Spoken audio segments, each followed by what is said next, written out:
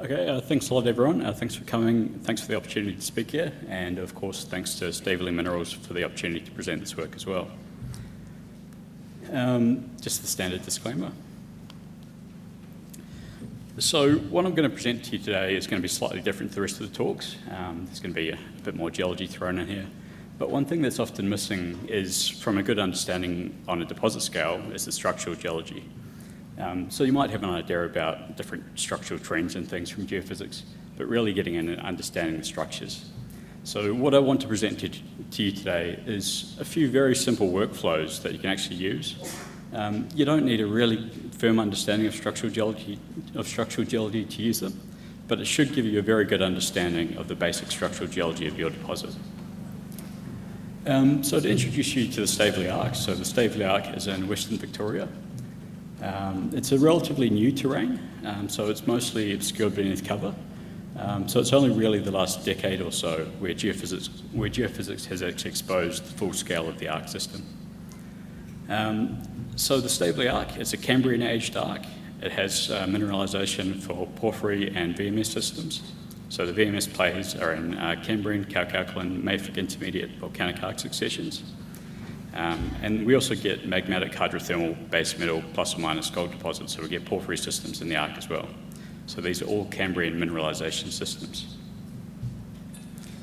If we zoom into the scale of the arc a bit more, so you can see the scale bar here is still about 40 kilometres, so we're still looking on a big regional scale. So what we're looking at is a magnetic image from the Victorian Geological Survey. And the sort of transparent layers you can see, they're the fault-bounded slices of the volcanic arc. The different dots you can see are the different deposits, occurrences. So the yellow is gold and the green is copper. So that'll look pretty straightforward apart from the fairly complicated belt distribution. If we actually have a look at the outcrop, these are the Cambrian rocks.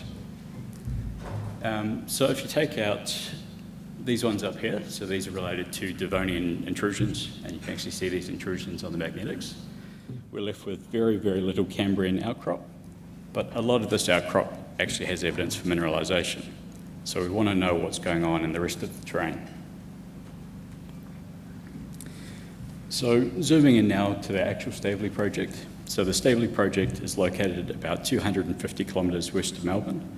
The project has the RIU retention licence, this shaped through here. So that's the main Stavely project, but they also have the Black Range joint venture as well. And this ground here is also in play at the moment as well. So there's a lot of ground in the area, most of it's obscured beneath cover. So how do we really know what's going on? So the Stavely project that started out with a chalcocite-enriched supergene blanket, but in September 2019, they discovered the Cayley lode. So this is beneath cover, but it's still relatively shallow. So it's a high-grade, structurally controlled deposit with copper, gold, and silver mineralisation. So the style of mineralisation that we're looking at here, it's a lode-style mineralisation, and it's really commonly associated with porphyry systems. So the exploration target here is a porphyry system, and they're looking deeper down, so the lode-style mineralisation is typically above a porphyry.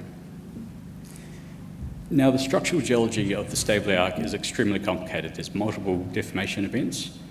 A lot of the understanding has come from the geophysics, but that's all based on inferences and interpretations.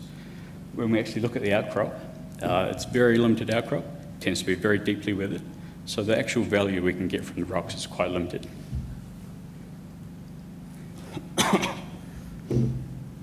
So to introduce you to the data set for this study, so this is the structural geology data set from drilling at the Stavely Project. So what you're looking at here is a stereo net. I apologise for those that don't like stereo nets, there'll be a few in this talk.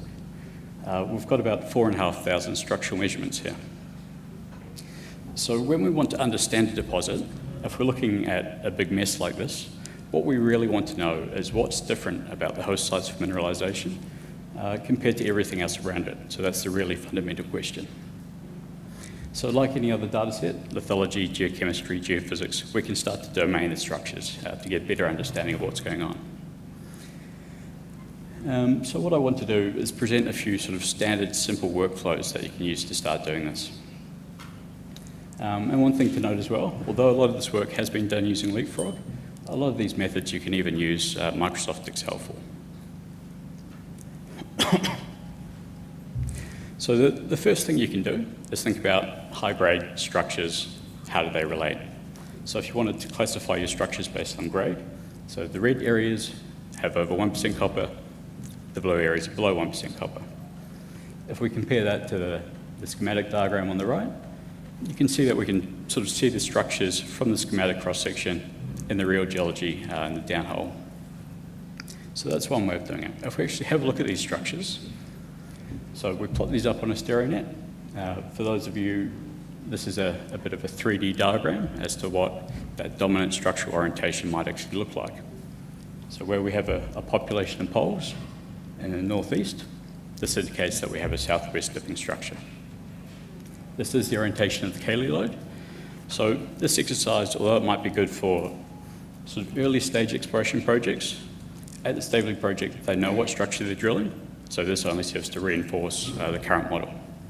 It doesn't really help to tell us what we don't know already.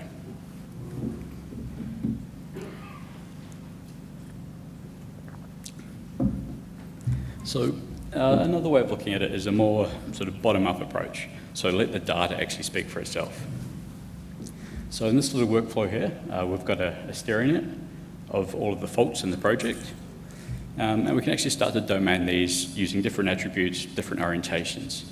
So in this example here, we can take the faults and we can extract sort of 5 different populations out of that. Once we've domained that, we can start to compare that with other data. Just as a quick aside, when we actually domain these, we make it very, very easy for ourselves to actually model these in 3D.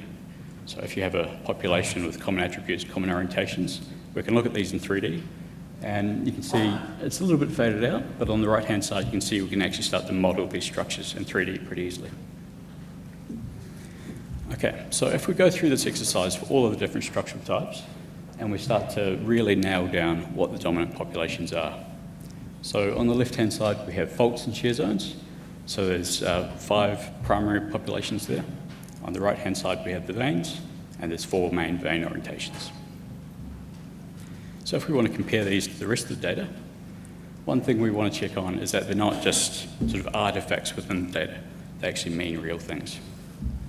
So if we want to validate these against the sort of known model for the geology, so the purple poles or dots, these are related to the Cayley lode. So this is our ultramafic contact fault. So this is the ultramafic contact fault here. To the right-hand side, we have our ultramafics. And also the copper lode splay comes up through here as well. So that makes sense. The green points, this is our north-south striking structures. And the dark blue points, these are our low-angle structures as well. So in the model, we recognise these main populations of faults, so that's great.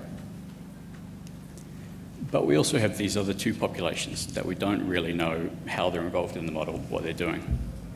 So this is where we can start to sort of bring in the full mineral systems approach and look at some of the supporting data. So if we start to compare these structural domains or structural orientations to different data sets, here we can compare it to the assays. So we've got box and whisker plots here. For those of you not too familiar with box and whisker plots, I've got a little handy template here. So when we're looking at these, we have the unclassified and unknown categories. So unclassified is basically the random structural scatter, and the unknown is points that don't have a structural measurement related to it. So these are our sort of base level controls. If we look at the different vein orientations compared to these, none of them are really anomalous. There's not really any statistical population with elevated metals. But there are outliers, of course. So if we look at if we look at the north-northeast trending veins, we can see that we have copper grades up to about 30%, and we have gold grades up to about 9 grams per tonne. So obviously you want to go and have a closer look at these. But if we're taking a sort of full system approach, this is a good start. If we look at the faults and shear zones, we do see straight away that there is some anomalous correlations there.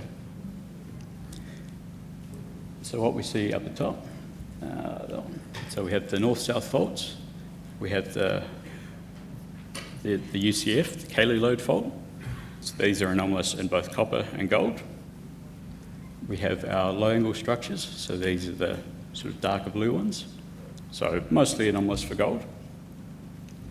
But we also have this very interesting one here, so the northwest dipping faults.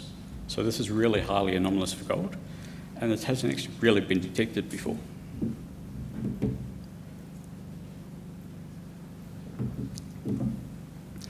So if we take a bit of a deeper dive into the data, and we have a look at how these might correlate with different geochemical associations. So the red ones that are highlighted here, these are your Cayley lode, your north-south structures.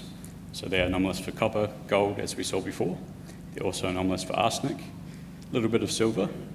The Cayley lode is very anomalous for nickel, but it's a shear against an ultramafic unit and full of serpentinite, so that's no surprise. And then we're also anomalous for a bit of sulfur. If we have a look at those northwest dipping faults, they're anomalous for gold, arsenic, silver, sulfur. So that in itself is a full mineral system association. So potentially here we have two different mineral systems acting in the same place. One interesting note on that point, the northwest dipping faults, they're actually sub-parallel to the drilling direction. So that represents a really nice and encouraging exploration upside potential. If we sort of start to take a step back out again to understand how the structures work in a full mineral system. So what you're seeing here is basically a stereo net of all of the main faults and shear zones. And we can start to think about how mineralized versus unmineralized structures might actually sort of affect the structural setting. So this is making a big assumption that all of these structures were present at the timing of mineralization. So if a structure is there, if it's active, it represents a conduit for mineralizing fluids. If a structure is inactive, it's closed, no fluids are getting through there. So if we compare the mineralized structures to the unmineralized ones, we can get a sort of a picture of the regional crustal stress field at the time. Very importantly, we have a northeast dipping fault here and basically a southwest dipping fault. So these are the ones that have got a little 3D image here. If you apply any sort of more east-west directed stress to these, whether it's compression or extension, these faults will be the first to activate. Yet we have our steep, so these are our Cayley lode, our north-south structures. These are the ones that are full of mineralization. So if we think about this in terms of stress fields, it becomes quite clear pretty quickly that our main shortening orientation has to be sort of northwest, southeast, and there's not going to be much extension going on there because these faults are not really active at the time. So if we think about that in the bigger picture, we can zoom back out to the full sort of tectonic geodynamic scale. So porphyry mineralization has previously been inferred to be related to a switch from arc compression to extension. So that would be opening up sort of in the east-west direction. If we look at our structural story from the Stavely Project, that really doesn't support that. The system does not appear to be an extension. It appears to be in compression, with northwest, southeast as our main compressive orientation. If we actually look at that in terms of the regional tectonics, so we have our little grey spot. This is Van Dieland. This is the western half of Tasmania. In the late Cambrian, it's interpreted to have hit the margin, and basically that same vector that we're looking at for our maximum compressive stress. So straight away we can understand the relationship and the role in tectonics. So just a few takeaway points to sort of finish up. So domaining of structural data sets, looking at your main populations. It's a really straightforward way of understanding your information and really adding a lot of value to your data set. So in this example here, I've sort of taken you through a few examples of how we can do that. And sitting in the data set, there's a strong gold association with faults that hasn't been previously recognised. And we can also use this as a powerful tool to understand the active structures in the region. So what structures are actually going to be more important for exploration, especially for the Stavely Arc? It's undercover. We need to work from the geophysics a lot. What structures do we want to be hitting? And I'll finish up there. Thanks a lot.